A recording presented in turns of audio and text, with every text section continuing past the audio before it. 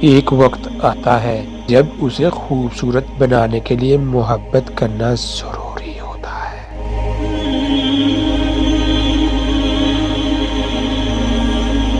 میں چاہتا ہوں کہ کوئی ایسا طریقہ ایجاد ہو جس سے مرد کی غلطی پر مرد برباد ہو اور عورت کی غلطی پر عورت۔ ہزاروں لوگ دلوں میں کسی اور کا پیار رکھ کر میاں بیوی کی زندگی گزار رہے ہیں، جن کی پلکیں بات بات پر بھیگ جاتی ہیں۔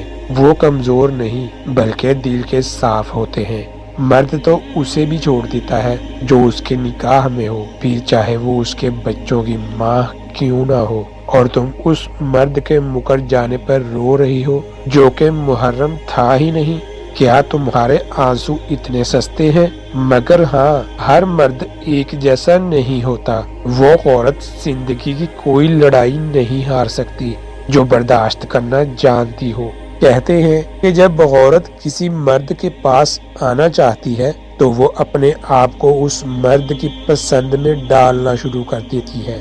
زندگی میں دو چیزوں کی کمی انسان کو بہت اذیت پہنچاتی ہے، ایک رات کی نیند جو اگر پوری نہ ہو تو چہرہ بگڑ جاتا ہے، اور دوسرا من پسند شخص اگر میسر نہ ہو تو زندگی بگڑ جاتی ہے۔ عورت ایک ایسی مخلوق ہے جسے ایک ہی مرد بار بار دھوکہ دے تب بھی وہ کچھ ہی وقت میں اس پر پہلے والا یقین کر لیتی ہے۔ مرد کو جب کسی عورت سے محبت محسوس ہوتی ہے تو ابتدا بہت طوفانی ہوتی ہے، مگر در حقیقت یہ محبت نہیں ہوتی، ایک طرح کا چیلنج ہوتا ہے۔ عورت یہ محبت دیکھ کر خود پر فخر کرنے لگتی ہے۔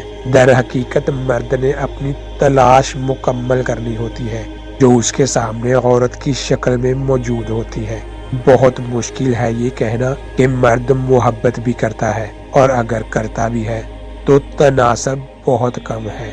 وہ خود بھی شاید محبت اور تجسس میں فرق نہیں کر پاتا، لیکن جب اس تجسس اور تلاش کا خاتمہ ہوتا ہے تو اس محبت کا بھی خاتمہ ہو جاتا ہے جس کے حصول کے لیے وہ دیوانہ ہوا جا رہا تھا، اور پھر ایک اور تلاش کے لیے آغاز سفر۔ اور جب کسی سے بہت بڑا دھوکہ ملنے کے بعد اگر آپ دل اس شخص کو معاف کرنے پر راضی ہو جائیں تو یہ باتیں ممکن ہیں۔